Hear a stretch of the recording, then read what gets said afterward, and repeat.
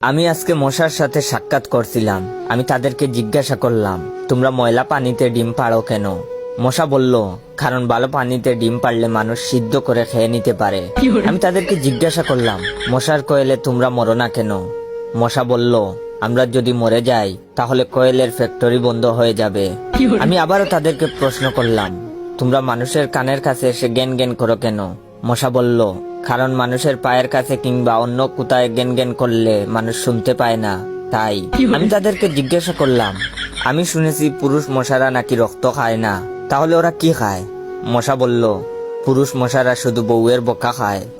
আমি বললাম, মশারা কামড়ালে মানুষের ডেঙ্গু হয় কেন?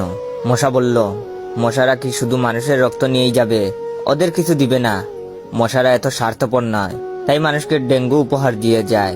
মশার সাথে সাক্ষাৎ করার পর আমি মশার উপর রিসার্চ করলাম। মশা অনেক ধরনের হয়, যেমন পড়তে বসলে যে মশায় কামড়ায় তারা হলো অশিক্ষিত মশা, খেতে বসলে যে মশা কামড়ায় তারা হলো ক্ষুধার্ত মশা, ঘুমানোর পর যে মশা কামড়ায় তারা হলো কাপুরুষ, জেগে থাকা অবস্থায় যে মশা কামড়ায় তারা সাহসী, মশারির মধ্যে যে মশা কামড়ায় তারা হলো অতিরিক্ত শেষরা, মাঝরাতে যে মশা কামড়ায় তারা হলো সিঙ্গেল, টয়লেটে যে মশা কামড়ায় তারা হলো নির্লজ্জ, দিনের বেলা যে মশা কামড়ায় তারা একটা ছোট লোক।